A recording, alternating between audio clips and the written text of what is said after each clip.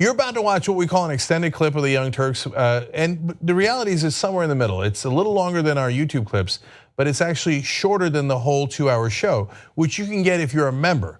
You can get it ad-free, and make sure you catch every news story we do that day. You're gonna love it as a full show. That's at tytnetwork.com/join. Thanks for watching. Drop it.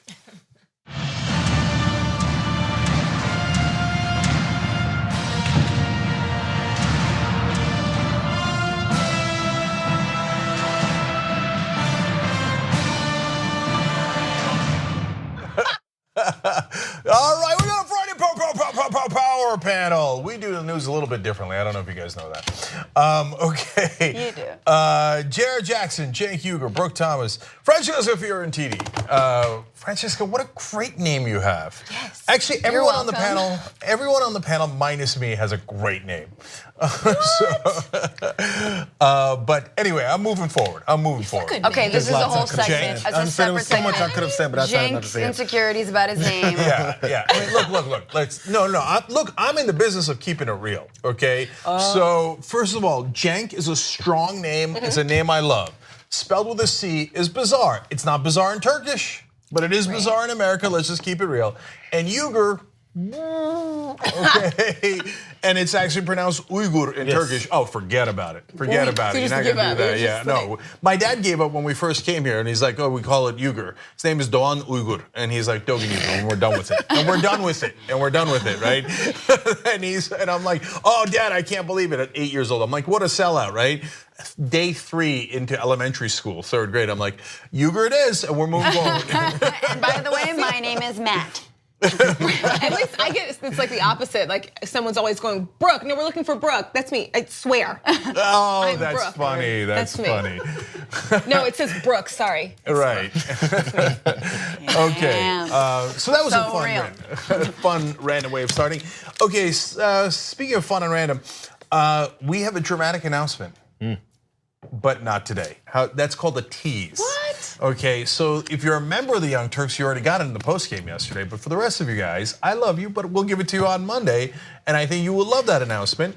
tyt.com/join to become a member and get all the fun announcements way early, okay? And to support the show. Look, we're home of progressives. We support progressive candidates. We support progressive causes. But you need progressive media. I don't know who else would have been there for all those candidates. So get all of our programming and support progressive media. tyt.com/join. Okay, one super last thing before Francesca hits us with the news, which is elections are coming up on August 7th. Okay, so those huge. Kansas, that's Welder, James Thompson, et cetera. Hawaii is a couple of days later. But Missouri, Cori Bush is in Missouri. Michigan giant was Rashida Tlaib, Abdul El Sayed. So many important races. I can't even get into all of them. But we're gonna do a couple extravaganzas that week. So it's about 10 days or so away for those enormous races. But please get involved. So generally, find out your Just Democrat in your neck of the woods, justdemocrats.com/candidates. By the way, Washington too, the state of Washington, some great Justice Democrats there. Okay, specifically, we're almost at the Kanyela Ng fundraiser, just a little over $10,000 to hire the staff he needs to organize the volunteers. That Kanyela Ng race in Hawaii is so important because it's 3 incredibly conservative Democrats against a wonderful progressive. I mean that, and the fact that the blue dog Democrat is currently winning in Hawaii is maddening. He voted for all of Bush's tax cuts. He supported the Bush's wars. No way Hawaii should send that guy. So anyway, justdemocrats.com/Kanyela Ng. I think we need less than $1,000. We're checking on the thermometer. We're checking on it right now. And all we need is what? I'm not good at math, but that appears to be around $800 or so. That's less than 1,000, okay? That should be in the red zone, by the way, just like graphic hiccup. It's in the red. Get it to the reddish. Okay, all right. So we're correcting everything today. Okay, so let's by the end of the show, can we finish that and we'll be done with it? And then the thing that's as important, if not more important, is volunteers. The whole point of raising that money is to have the staff to organize the volunteers. We did it before in Ocasio-Cortez and many other races, Kara Eastman, etc. Those volunteers, they actually win elections. That's you guys. So AllisonHartson.com/now to volunteer. It's not for Allison's campaign, that's over. She's taken Allison's army, she brought it to Ocasio-Cortez race, she's now brought it to the Kaniela Ng race. If you're involved there, you can make calls from anywhere in the country. So look, we gotta get those progressives in. Show me the caucus.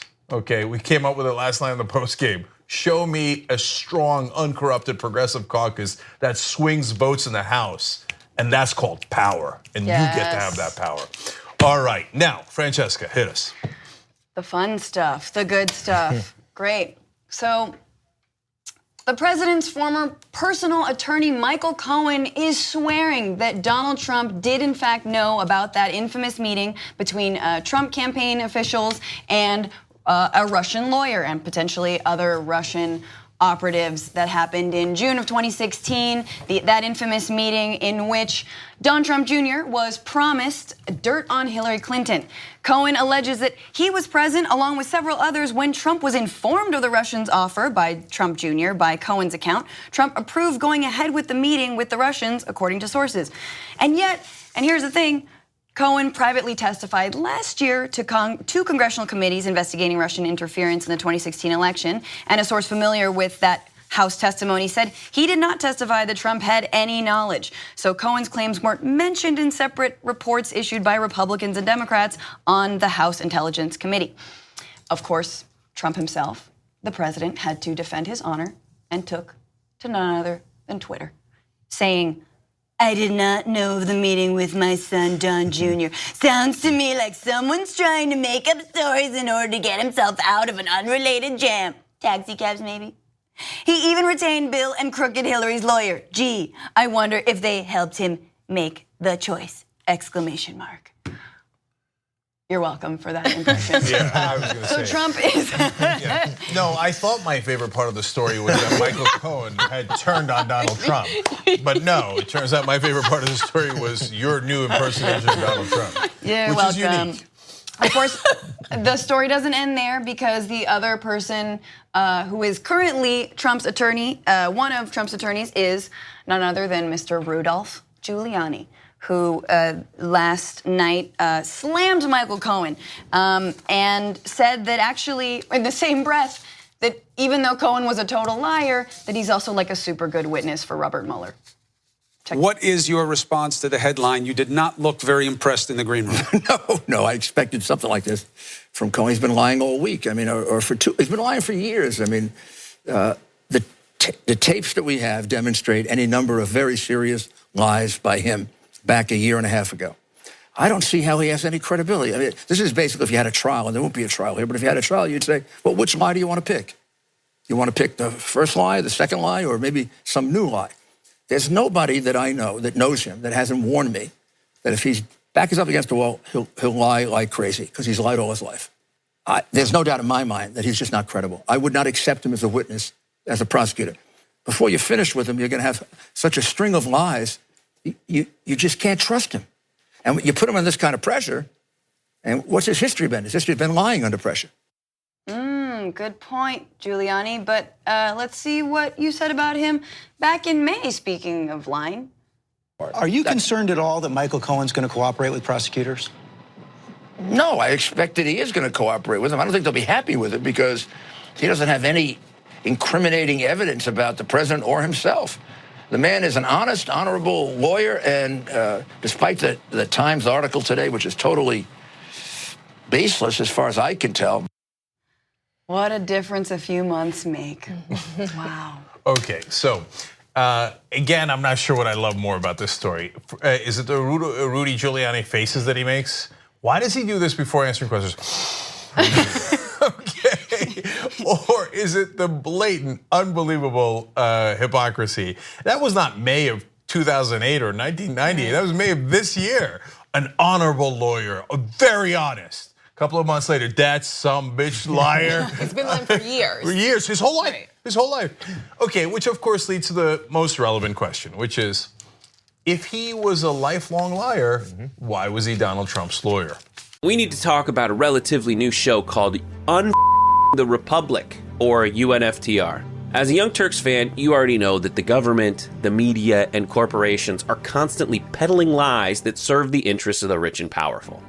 But now there's a podcast dedicated to unraveling those lies, debunking the conventional wisdom. In each episode of the Republic, or UNFTR, the host delves into a different historical episode or topic that's generally misunderstood or purposely obfuscated by the so-called powers that be, featuring in-depth research, razor-sharp commentary, and just the right amount of vulgarity. The UNFTR podcast takes a sledgehammer to what you thought you knew about some of the nation's most sacred historical cows. But don't just take my word for it. The New York Times described UNFTR as consistently compelling and educational, aiming to challenge conventional wisdom and upend the historical narratives that were taught in school. For as the great philosopher Yoda once put it, you must unlearn what you have learned. And that's true whether you're in Jedi training or you're uprooting and exposing all the propaganda and disinformation you've been fed over the course of your lifetime. So search for UNFTR in your podcast app today and get ready to get informed, angered, and entertained all at the same time.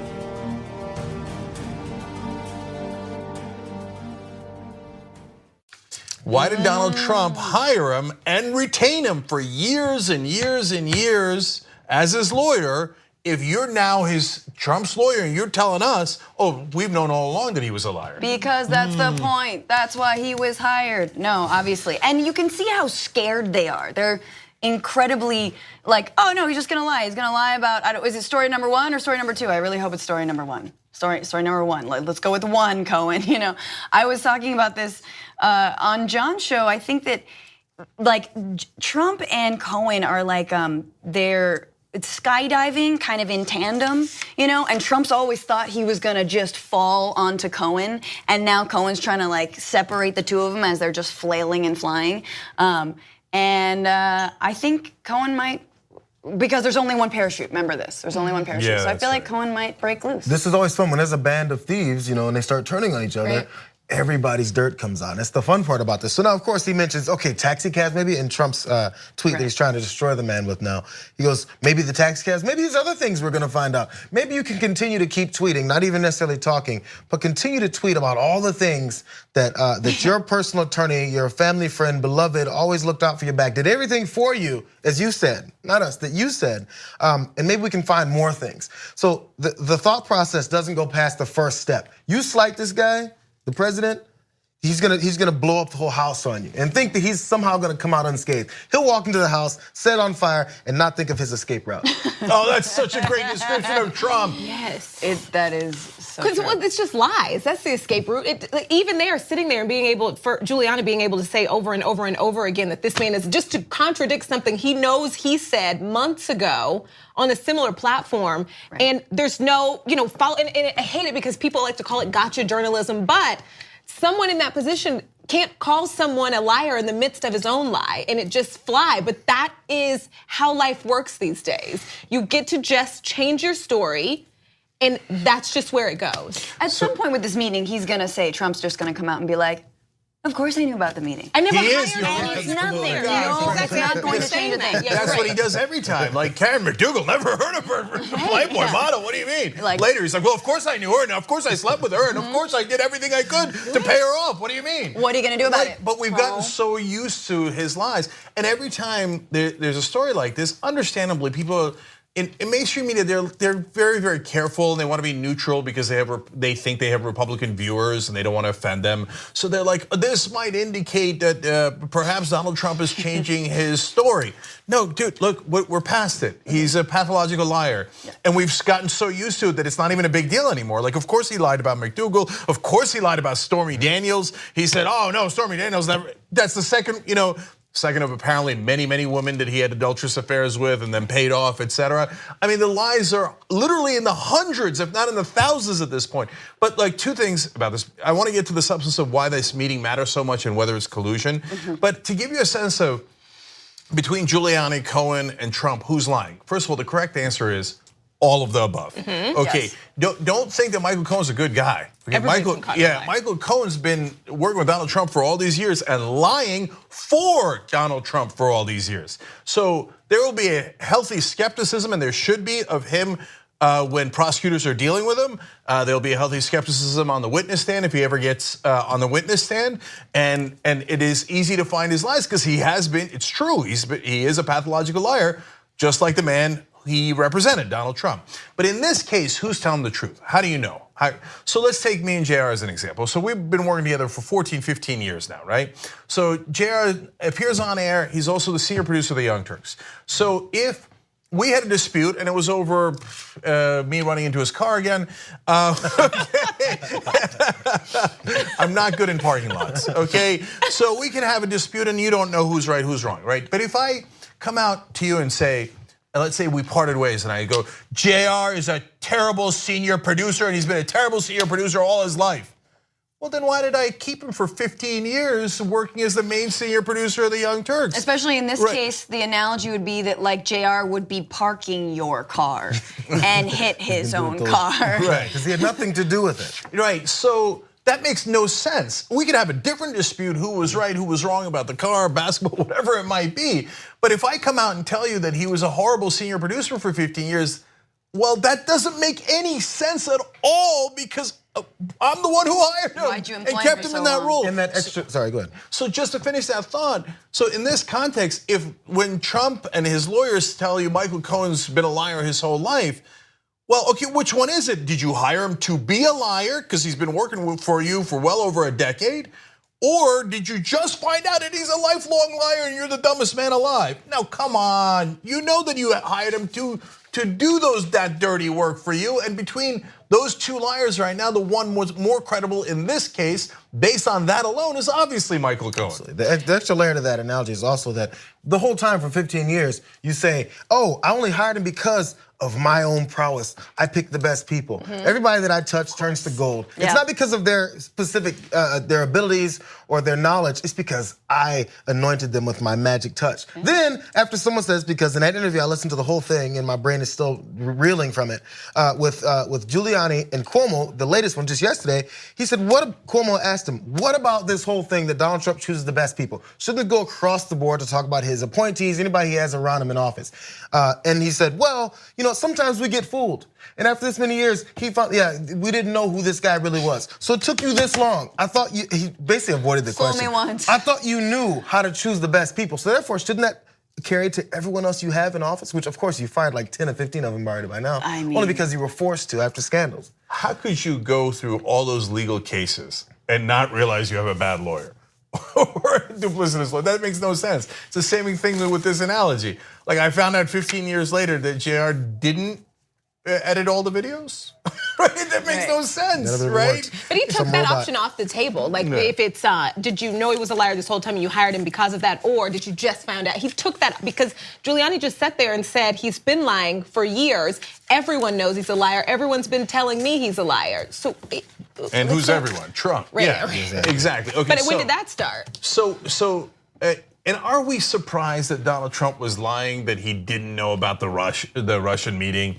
Now, in that meeting, there's 3 different people that are connected to the Russians. A lawyer connected to the government, the Russian government.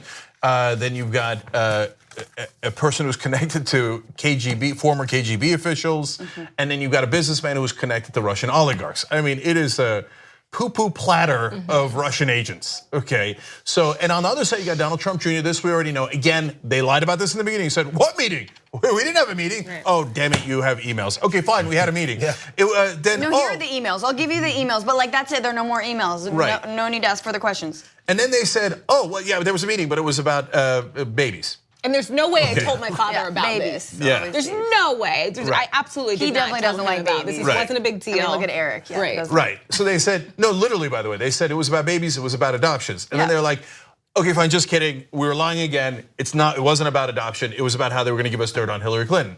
But the last lie was, but Daddy didn't know. Daddy definitely didn't know. Okay, now you got him calling a number that is usually connected to Donald Trump, but you don't know for sure, et cetera. So, Steve Bannon told a reporter Yes. That the meeting was treasonous, and he said it would be shocking if Donald Trump Jr. didn't tell us that. In fact, he said it would be really surprising if he didn't walk him up into Donald Trump's office. Can you imagine you're Don Trump Jr.?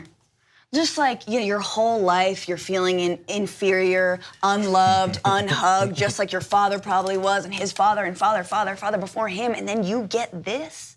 You're like, oh, Daddy's gonna love me, like finally. Like I would go running to Donald Trump and be like, love me, please, And the fact that he can't, he probably also got props and kudos from Trump, like, good job, Donnie boy. And now he can't even own that. That's gotta suck.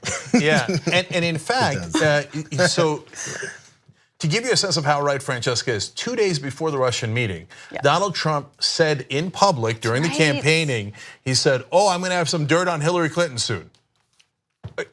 Gee, I wonder if he knew. And Junior must have been like, Junior, good job, go get the dirt. And Junior had written in an email, which is now public, which he himself released because the authorities already had it, telling the guy who was setting up the meeting with the Russian agents, if what you say is true about how the Russians have dirt on Hillary Clinton and are going to give it to us, quote, I love it. Because it's Fredo going, oh, Daddy's finally going to be proud of me, right? And of course, as usual, Junior blew it.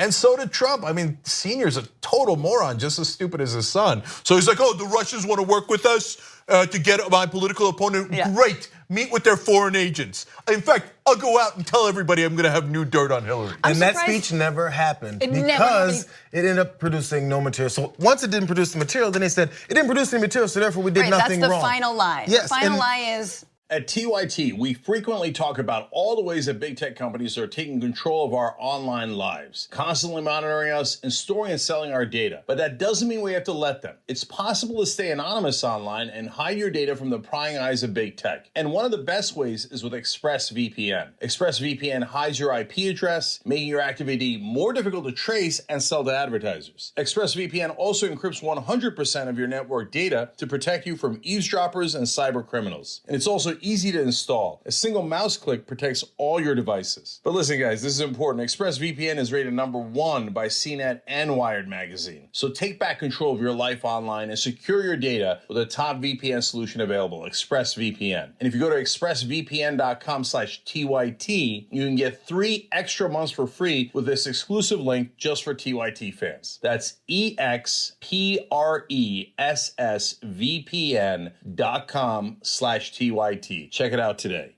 it wasn't even worth it anyway. Yeah, and if you were us, you would take the dirt too, because who doesn't take dirt from a foreign agent on the campaign? A person who would like to not break the law? Absolutely. So they went through it all. So look, guys, you can say, all right, look, meeting with a foreign agent to get dirt on your opponent, I kind of like the idea because I'm also dirty, right? Okay, you can say that, right?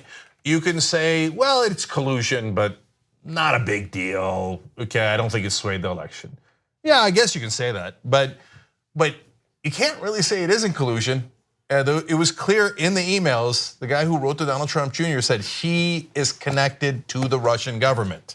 He said, I love it. Now there's excellent evidence, including a person in the room saying Donald Trump knew about the meeting, authorized the meeting, wanted to work with the Russians to get information about his opponent. If that's not collusion, what's collusion? So Maybe this is 7D pretty chess. significant. Maybe it's just 7D chess, Cenk. Did you ever think about that? Yeah, no, but that'll be their next excuse. Oh, man. All right, guys, we got to take a break. Lots of news. That's a huge one, but there's more huge news coming up as well. The Russians apparently trying to hack into a race in 2018. In fact, 3 races. One we know already who it was. We'll tell you who it was.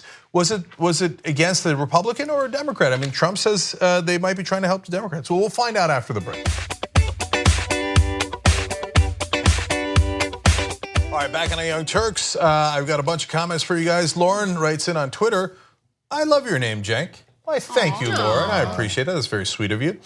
Bold Independent says, got Twitter just to contribute to #TYT Live. The one time a week I can do this since I live in New Zealand. So first of all, Bold Independent, thank you for watching from New Zealand. We appreciate it. And thank you for participating and getting involved. You know, all these years we still haven't gotten hashtag TYT Live to like go trending. Can we do that? Let's do it. Right, yeah. Yeah. And by the way, giant election night coverage on August 7th. That would be a great night where I'm reading your tweets, etc., to get hashtag TYT Live to go, trending for the whole country, right? Oh my God, if our guys lose, it's going to be so disappointing, okay? Yeah. But if they win, we're gonna go bananas.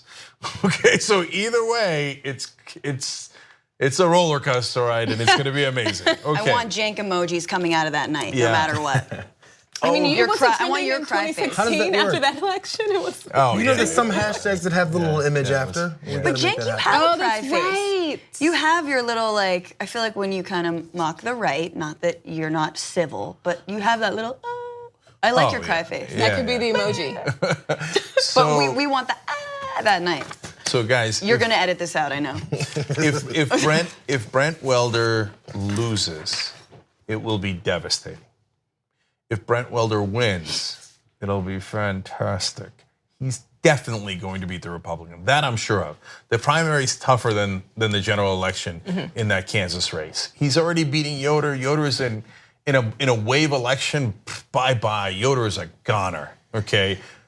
Oh, you got him. You're in Kansas, help Brent Welder, James Thompson, all these guys. Okay, anyway, you get it.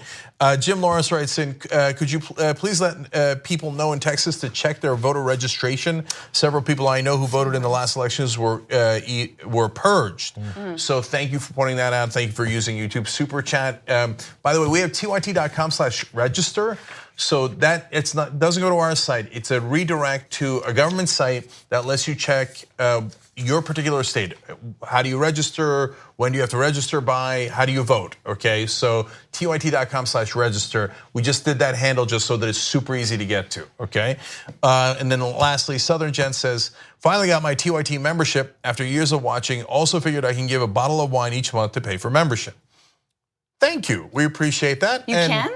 Yeah. I want a glass. I don't think we're getting the wine, Francesca. I think he means the equivalent of the price of wine. That's a good way to put it. Yes. It's like he sacrifices his bottle of wine a month, you see? No, I don't think he's sacrificing. I think he's doubling You're saying up. him having a 9 instead of a 10. Right. It all depends on Yeah, he August 7th. sacrifices one. By the way, that's not very expensive wine. Let's keep it real. Okay, bless your heart. That's the kind of wine I drink. So anyway, thank you, Southern Gent. We appreciate it. tyt.com/join to become a member and to be part of his community because we're all one community Same, together. Southern Gent, I'm on Francesca's side. Wine for us. Let's go. Yeah, we have a wine bar here, You're gonna be a just with no gentleman. wine in it. Okay, all right, Francesca, what's next? All right. So, Russian hackers are once again targeting American elections, this time in the midterms. According to the Daily Beast Forensic Analysis and Microsoft, the Russian intelligence agency GRU has tried to attack the re-election campaign of Democratic Senator Claire McCaskill of Missouri. There we go. Claire McCaskill. You guys know what I just said. Claire McCaskill of Missouri is being targeted. The attempt against McCaskill's office was a variant of the password stealing technique used by Russia's so-called Fancy Bear hackers against Clinton's campaign chairman John Podesta in 2016. The hackers sent forged notification emails to Senate targets, claiming the target's Microsoft Exchange password had expired and instructing them to change it. If the target clicked on the link, he or she was taken to a convincing replica of the U.S. Senate's Active Directory Federation Services, ADFC login page, a single sign-on point for email and other services. Right, so this is just a standard phishing email. Change your password. My mom calls me about it all the time. The Daily Beast found this out while investigating statements made by Microsoft VP Tom Burt last week in an appearance at the Aspen Security Forum, in which he said, we did discover that a fake Microsoft domain had been established as the landing page for phishing attacks, and we saw metadata that suggested those phishing attacks were being directed at 3 candidates who are all standing for elections in the midterms. We know about one, Claire McCaskill of Missouri, Democratic senator. Of course, we can only assume the other 2 are also Republicans, right? Well, we don't, yeah, they're probably Republicans, just to be fair. So in October, this is more about Microsoft. They wrested control of one of the spoof website addresses, adfc.senate.gov.info. Seizing the Russians' malicious domain names has been easy for Microsoft since August 2017. Would have been helpful a year earlier, when a federal judge in Virginia issued a permanent injunction against the GRU hackers after Microsoft successfully sued them as unnamed John Doe defendants. The court established a process that lets Microsoft take over any web addresses the hackers use that include a Microsoft trademark. Of course, McCaskill responded, and well, I don't have a response, but I will say McCaskill has been historically very critical of Russia and has been supportive of the Russia investigation. She's considered to be one of the most vulnerable Senate Democrats as well, facing re-election this year as Republicans hope to hold their slim majority in the Senate. So yeah, she called Putin a thug and a bully and called Russian election meddling a form of warfare. So it makes sense that she would be targeted by the GRU, right. And it makes sense that, listen, if it worked once, you would probably try it again and again, and we've been warned that this might happen, and now we have at least one case of it, if not three, in which it is happening. So yeah, McCaskill said, look, we'll give you more information next week when we're allowed to, but yes, we were targeted, and so the government confirms that. Of course, Donald Trump's going around tweeting, the Russians will probably want to help the Democrats. Well, so far, no. Shockingly enough, it turns out that they think the Republicans are much easier to manipulate and to buy off and to work for the Russian government instead of our own government. So here's yet another Democrat they've targeted. The other two we don't know yet, but the government knows, so those names will be released. And if it turns out Trump was right, you'll find out. Maybe next week. And hey, it turns out the Russians really like a couple of Democrats. But my guess is if history holds, it'll be Republicans that they are trying to help because the Republicans are more pro-Russian government. And in the case of Trump and that famous press conference and in almost all of his actions, more pro-Russian government than the US government. So they think the Republicans are easy to turn into traitors, apparently. There's always the talk when people say, certain, especially as a president, you shouldn't do things to aid and comfort your enemies and doing things. And a lot of times you just think, okay, yeah, it's supposed to feel good and sound good for Americans. You're not supposed to say anything, it's against America. There's that whole thing where they say, if a president travels overseas, don't talk bad about him while he's overseas. And I've always thought, why do we care? You've talked bad about him when he's at home versus when he's overseas. What's the difference? You're talking bad about him. He's your president, right? And this has been like historic.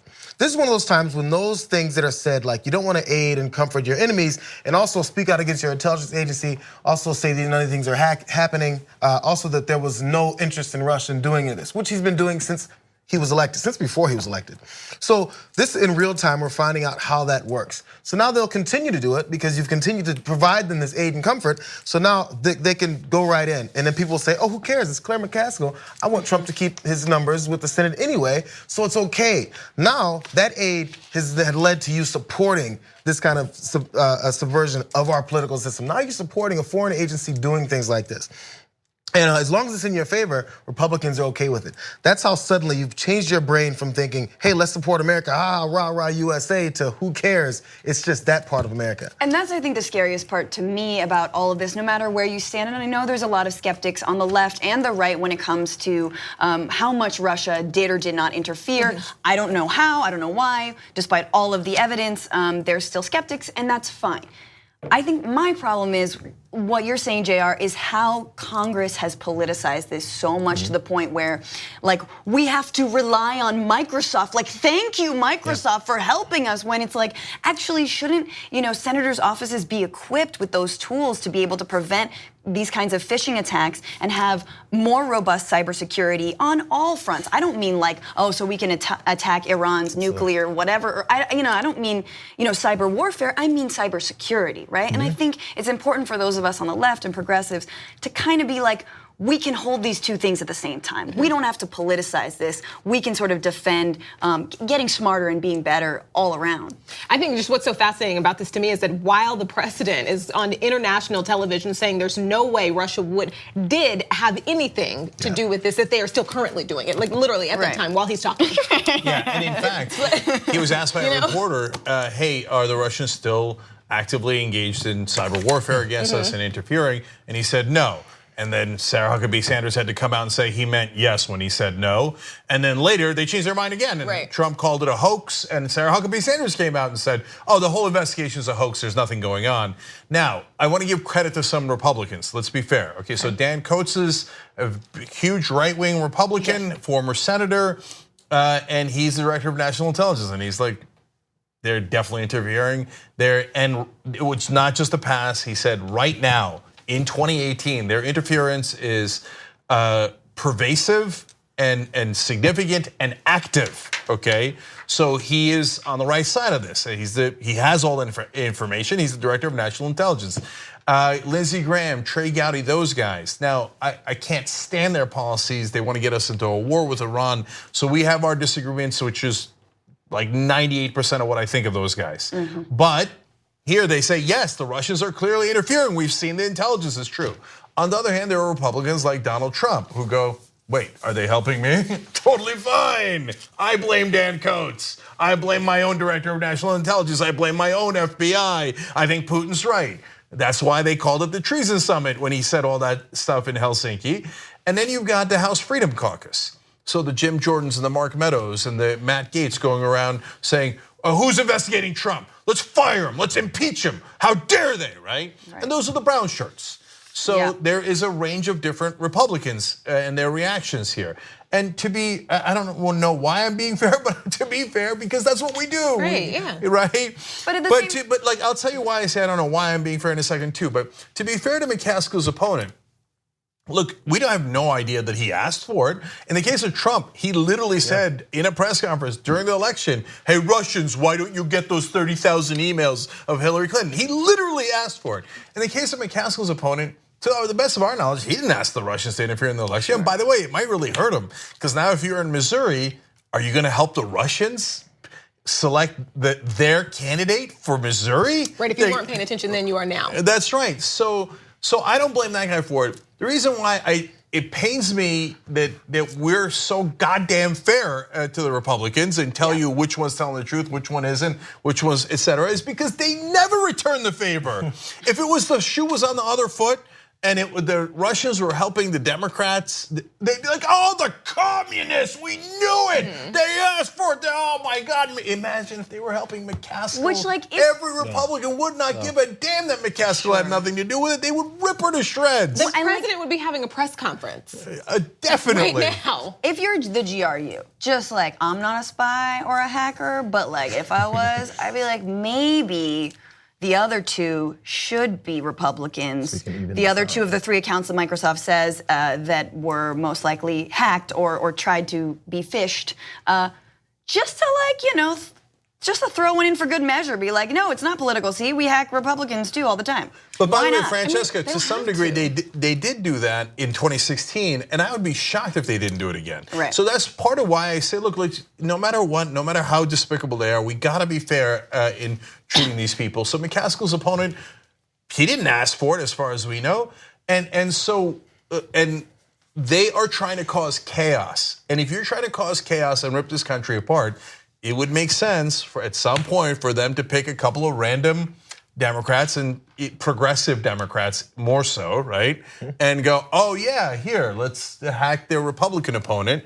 So then the corporate Democrats would rip into the progressive Democrats and we'd have internal wars and you'd have more chaos. And it's not like Putin and the Russians are unsophisticated. They're way smarter than Trump and all those guys. So if you were smart, you probably would do that. That's why they did a little bit in 2016.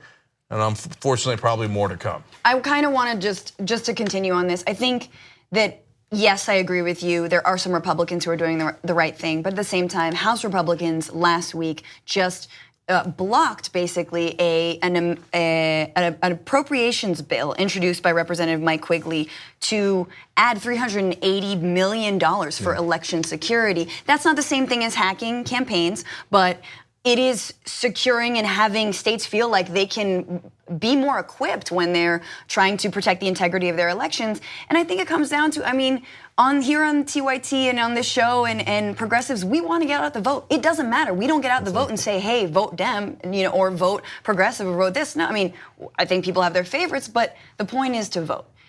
And I have to say, I don't think that the Republican strategy, when you think as a Republican, is to increase voter turnout. It's not. We all know. Go against that completely. So why would you want to protect? So fundamentally, I'm asking, why would Republicans even want to protect election integrity if when fewer people vote, they win? It's all part of the same agenda. That's why it works out that way. Also, I mean, it's across the board. Kirstjen Nielsen also, earlier this same month, this happened, Claire McCaskill's hacking happened in 2017. Right. But this same month, she came out and said that there's no indication that Russia is targeting the 18 US midterms at a scale or scope to match the activities of 16. So you would take that and go, oh, well, not at the same scale and scope, but it's still happening. So how much do you really care about it? Therefore, then there's those elected officials that can vote things down, like the preemptive laws that they can do, or at least monies they can put to stop these things in the future. Because across the board, they've set a precedent. We don't care because our president doesn't care. Right. That's what when you were talking about, they've got to make it less obvious. They don't have to anymore because there are so many people in charge right now publicly saying this is not even happening. Right. This is not even a thing. They don't even have to do that anymore. Yeah, so Jayar is absolutely right. Kirstjen Nielsen saying that it's not a big deal is outrageous. Yeah. She's supposed to be the head of Homeland Security. And it seems like the Russians are helping the Republicans, so she's like, whatever. Right. And that is completely unacceptable. And I think the number that they blocked was $250 million extra funding.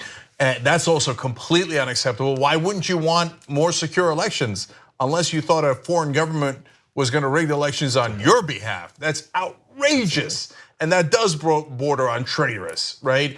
And by the way, you think the Russians are here to help you.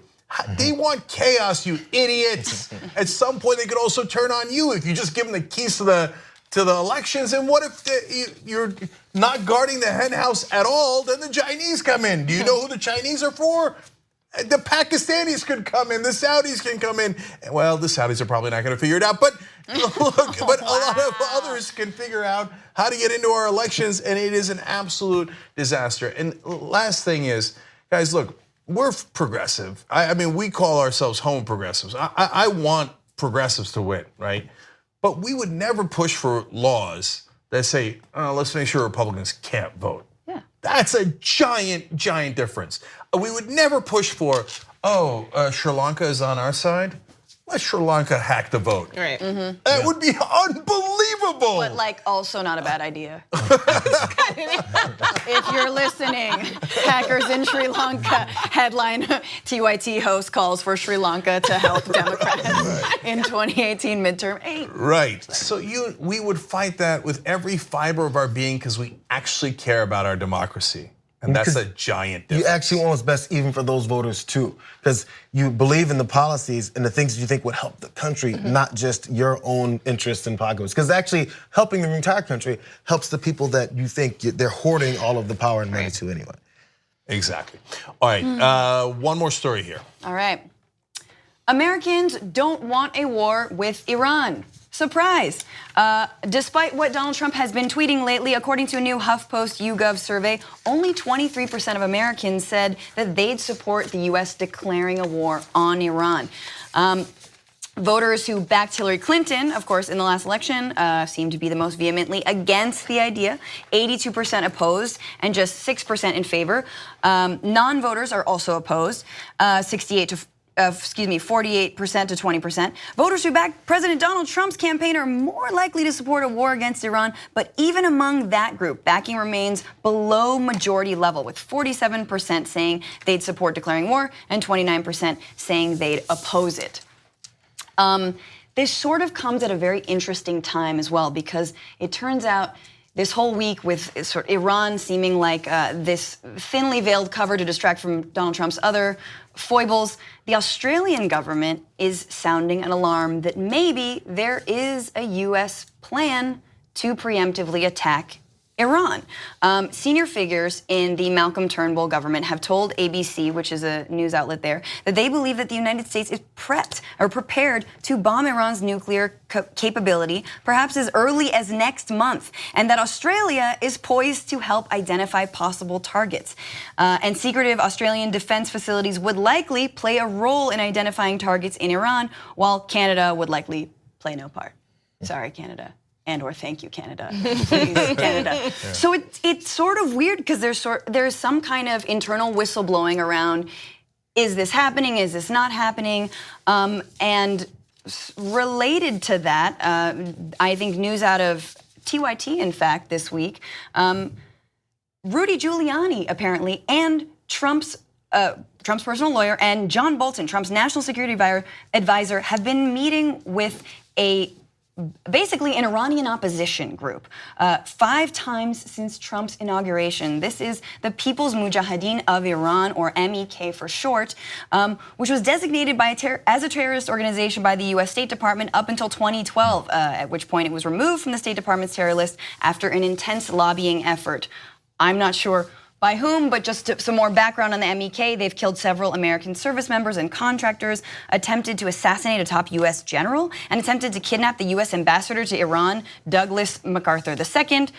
But no, doesn't matter, because Bolton apparently met with the NCRI 2 times, I'm not sure exactly, I'll follow up on that, 2 times since Trump's inauguration. One meeting took place on April 13th, 2017 about nuclear weapons program of Iran. The other meeting was on August 2nd of 2017 and is described in vague terms, meeting with Bolton.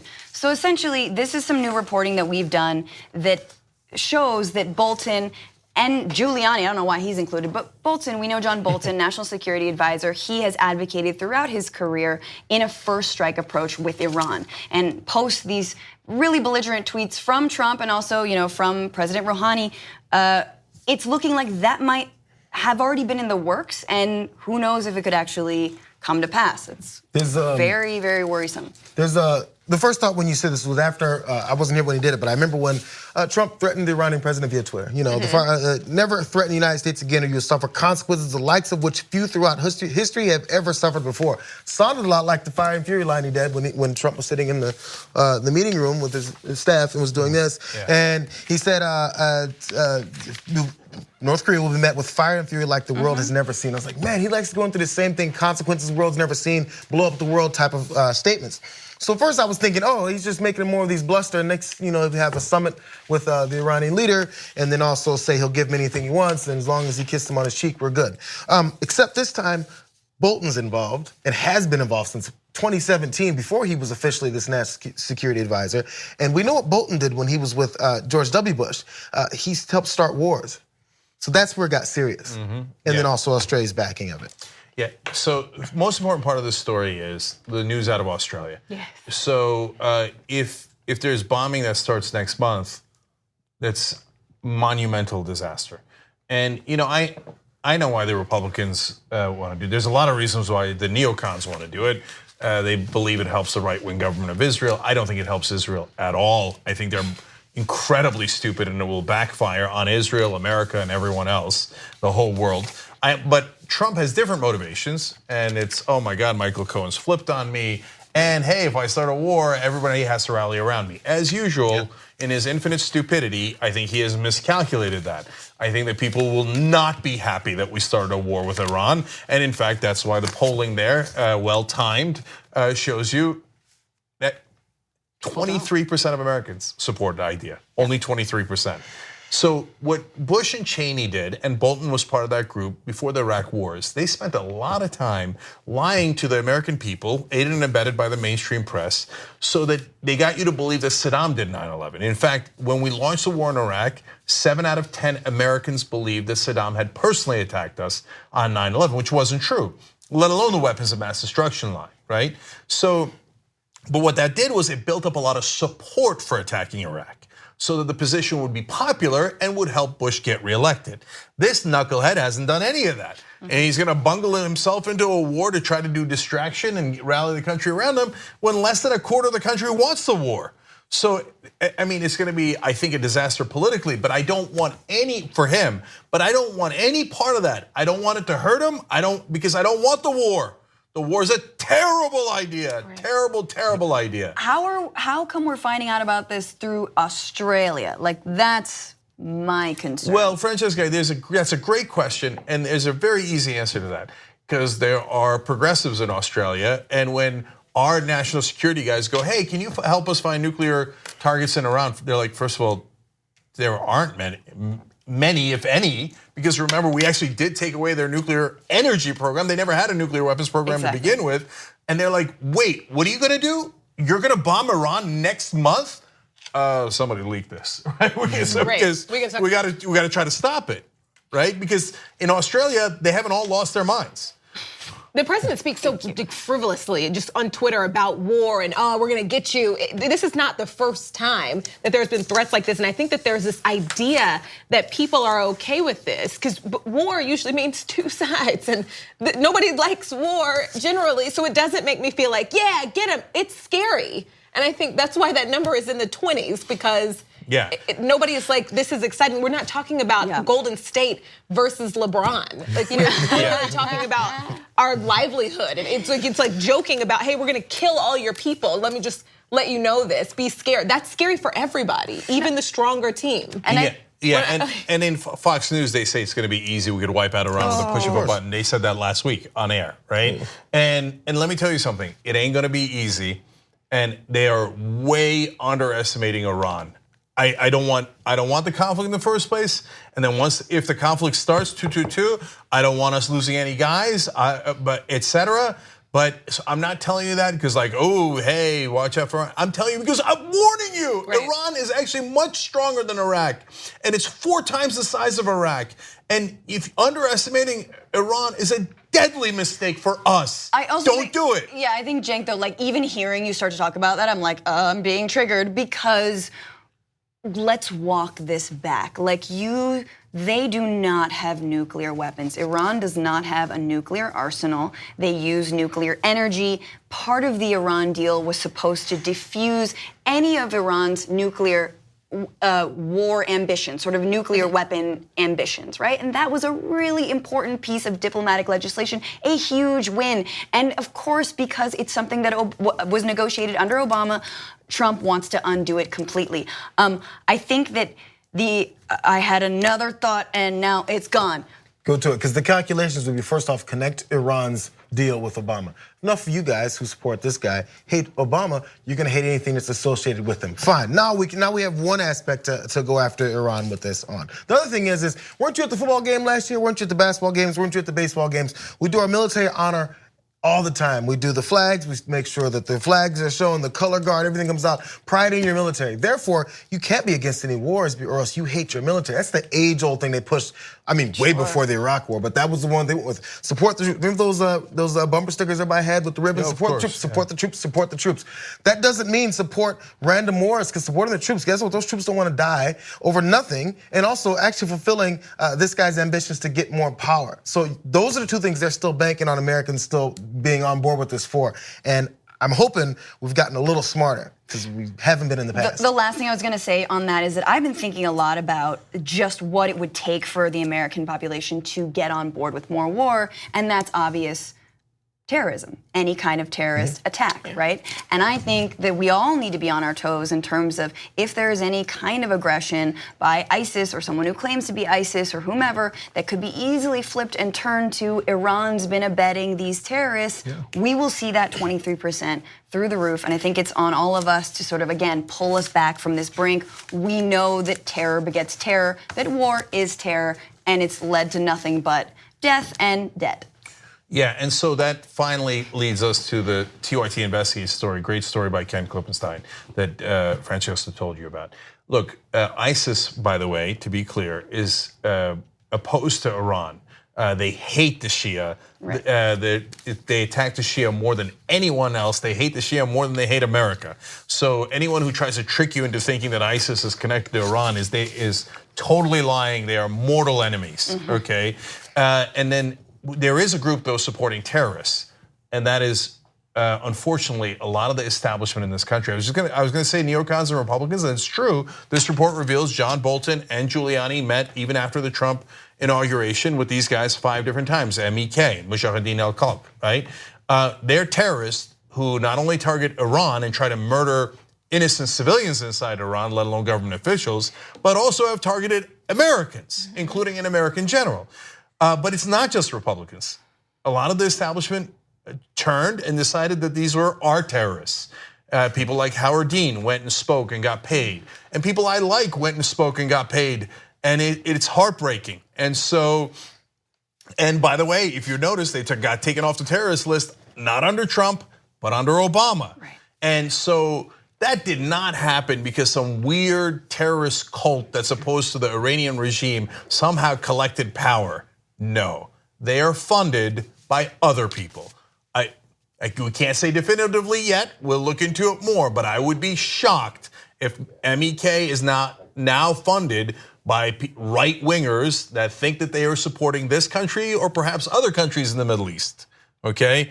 Because there's no way they got that kind of power and they got that all those top Democrats and Republicans to go support them without having a giant amount of money and influence in this country. And so understand that some of our elite and some of our establishment are selling us out and working with these guys who are well-known terrorists because it helps them, it helps their interest. Meanwhile, the overwhelming majority of the country does not want any piece of this war, and it's going to be an absolute disaster for us. So no matter who it is, don't let them think that, trick you into thinking that this war is gonna help us. It is not, it is against American interests. And thank you, Australia, for the Papadopoulos thing, and now for this thing, right? I know, right? Coming through hard, please call us again. And right, thank you. And I remember the support the troops ribbons.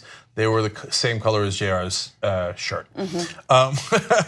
Okay, we got to take a quick break. We do have one more story for you. It's really important, so come right back. Thanks for listening to this podcast. You're only halfway through, so hold, stay right here. Just want to remind you, if you want to get all 5 segments of the Young Turks commercial free, these are just 2 of them. Every day we do it. So go to tytnetwork.com/join and you get the whole 5 segments, 2 hours, ad free. Do it now.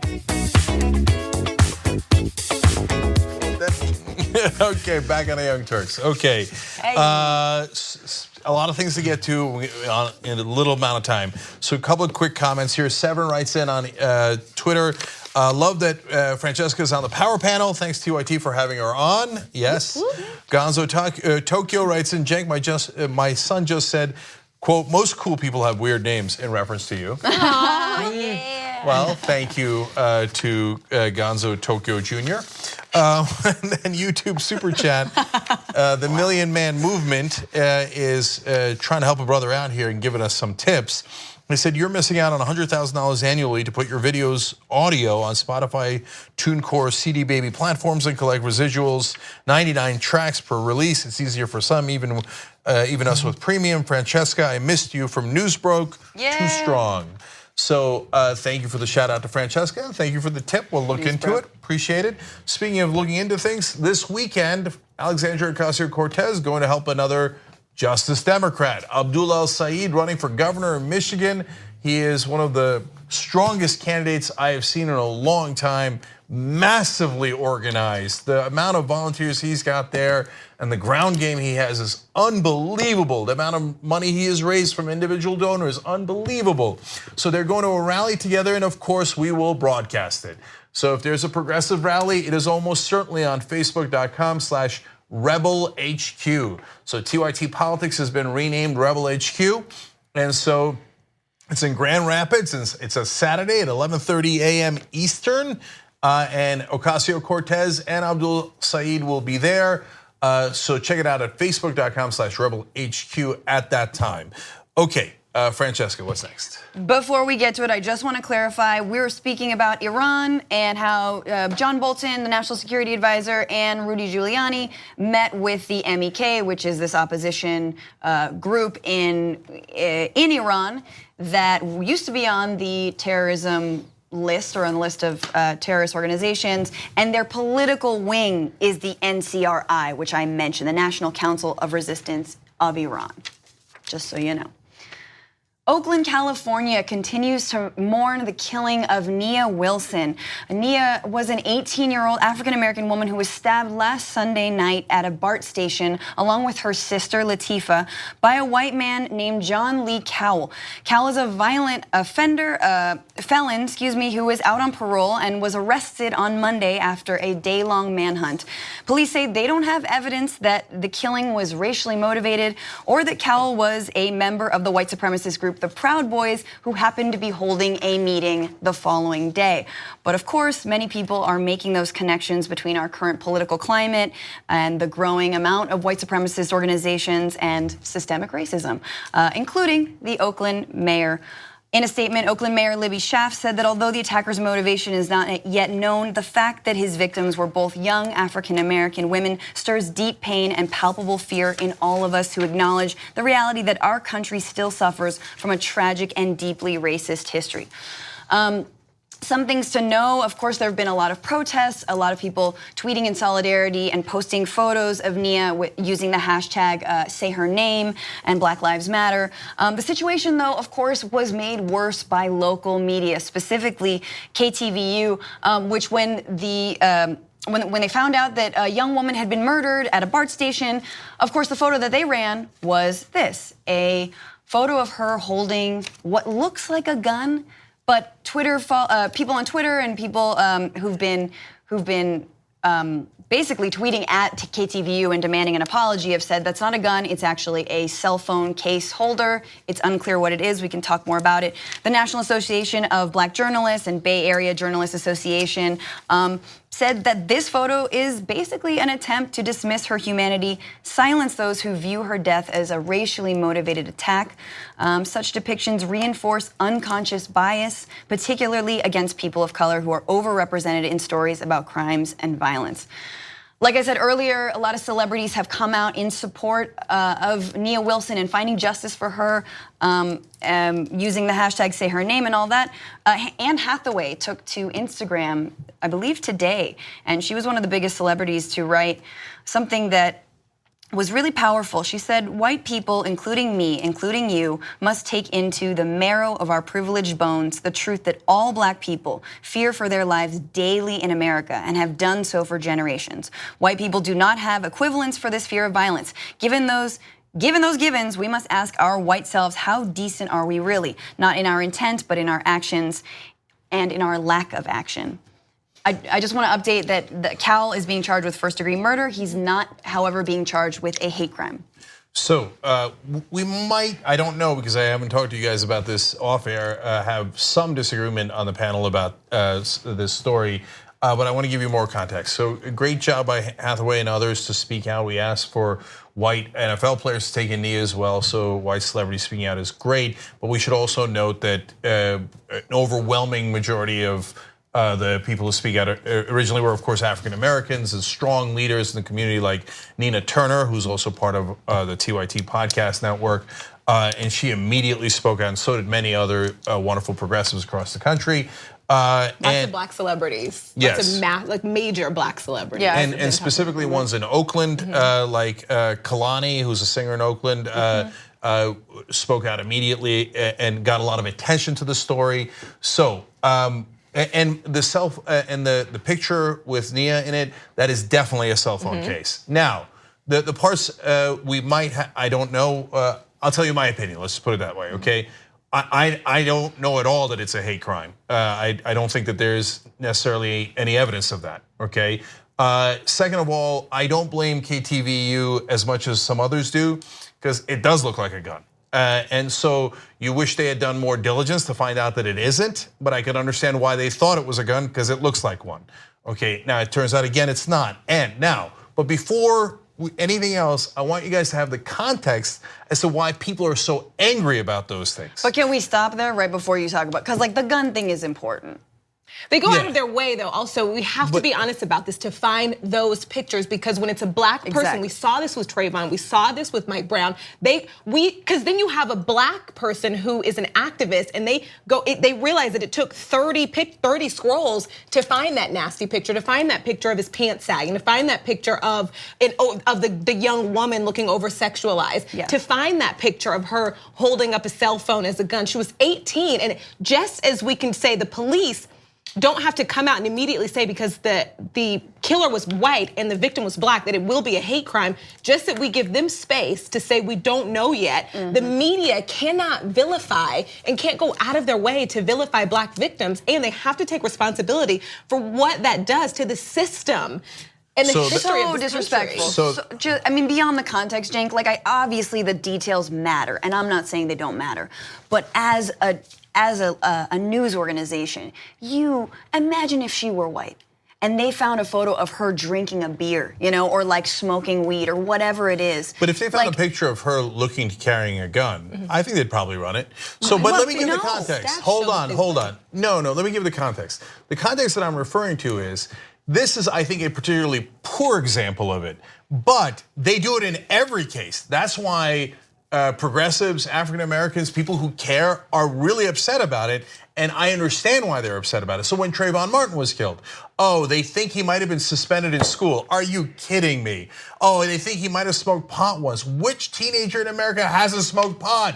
Are you kidding me? When Michael Brown was killed, and they said, he might have stolen a cigarello or whatever. When Eric Garner is killed, but he was selling loose cigarettes, which, by the way, he wasn't at the time.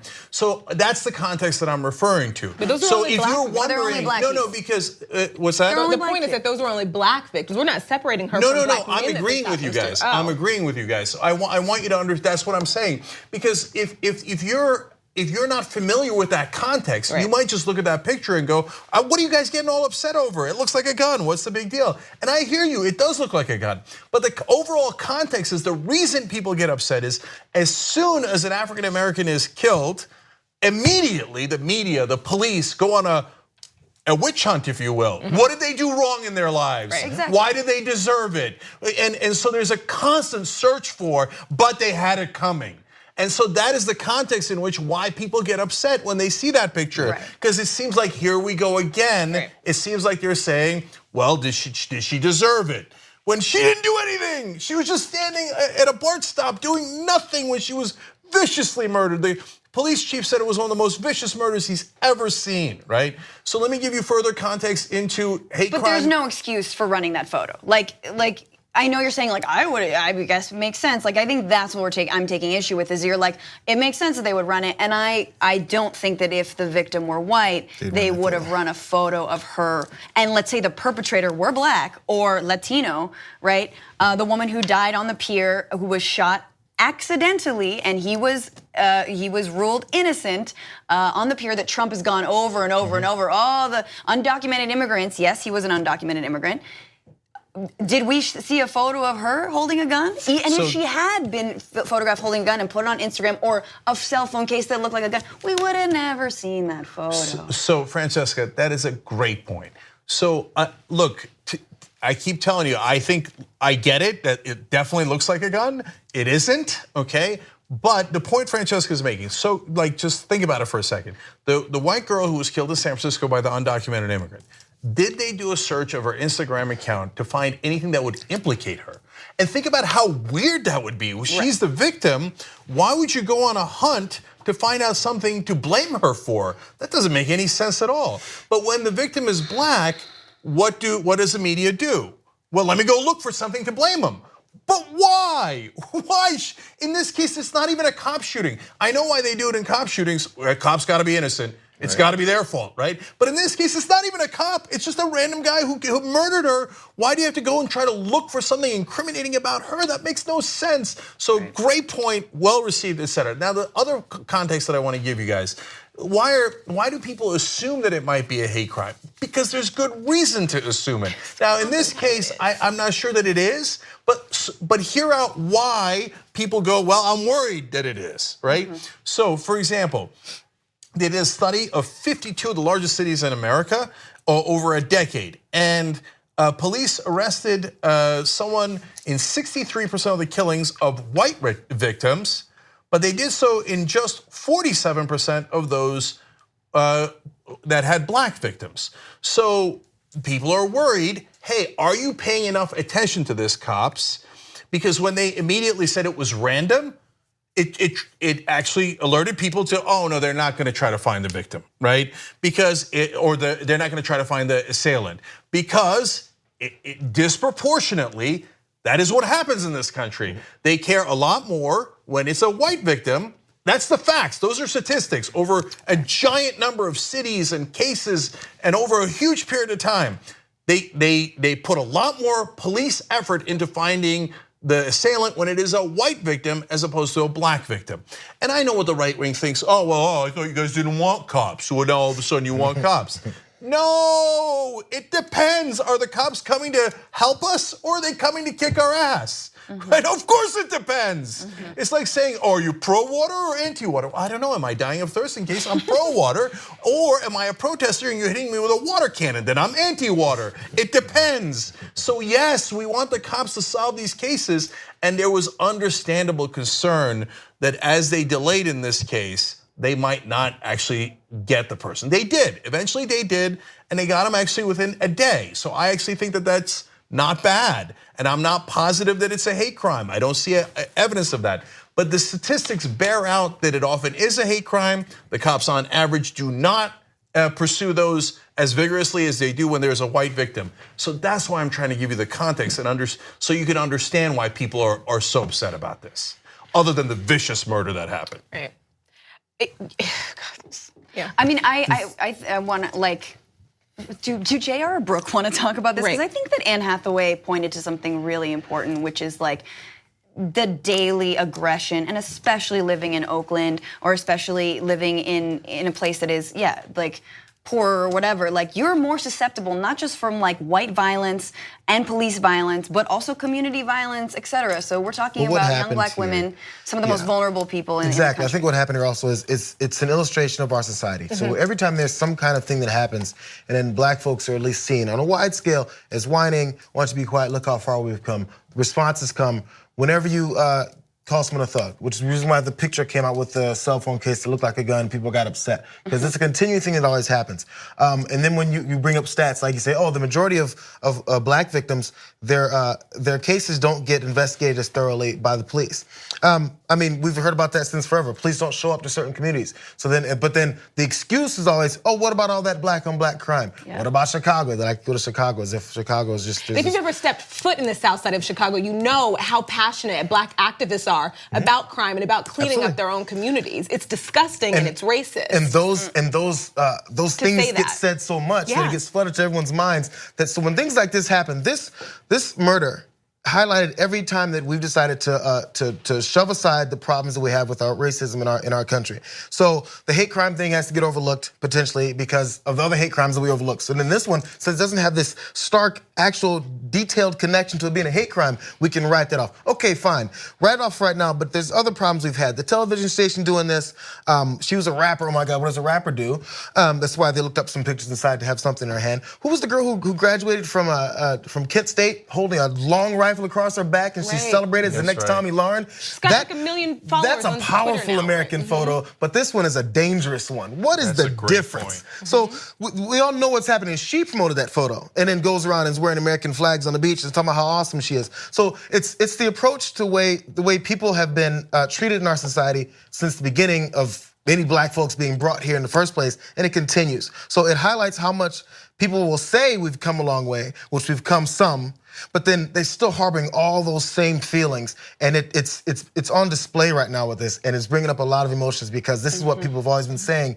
Listen to this now, and I don't know, will we? Is the last question. And I think it's also important to note that we wouldn't be talking about this, but as a whole, and maybe he wouldn't have been found as quickly. I think social media and the internet has given black Americans a voice that we don't often have. I've been a working journalist and news anchor for 10 years, and most of my career I've been the only black person on air in the newsroom, one of 3 or 4 in the building, working for the company. And social media has given black Americans a voice, because if you watched, the news, since I grew up, you would think that black girls never went missing. Because we never talked about them. And so it is important that, I just think it's important that we have these outlets to be able to bring attention, draw attention. It's not just the police work. It's not just that this is on the news. The reason why is important. Because it's possible that 5 years ago we wouldn't have even heard about this. It would just be another black girl dead. Because if we cared about black women like we love to say we do, if things were fair and equal, R. Kelly wouldn't still be selling out shows and making music. So but we 19 minutes. I admit 19 minutes. Yeah. So last thing is I just want to double down on what Brooke said. It is also true that the media disproportionately shows African Americans as the people who commit crime, and it is disproportionate to the amount of crime that is committed by the different races, and they disproportionately show whites as victims. So I don't mean in the case of robberies or things along those lines. It's specifically what Brooke mentioned. When there's a white girl missing, that is covered a lot more than when there's a black girl missing. And so, look, I want you to cover the white girl. I want to find the white girl, right? Of course. But I also want you to cover the black girl who's missing. And the final point is the most important one. So some people are saying, hey, why are you getting on the cops? They figured it out in a day. But there is great evidence that to be concerned that they wouldn't have figured it out unless there was incredible pressure. And in this case, that is why the activists did such a great job by creating that pressure. So we're not gonna let someone else get away with this again. We've seen this happen far too often. And on Bart, I might add, with Oscar Grant, who was shot, executed essentially on a Bart platform. But that officer served 11 months.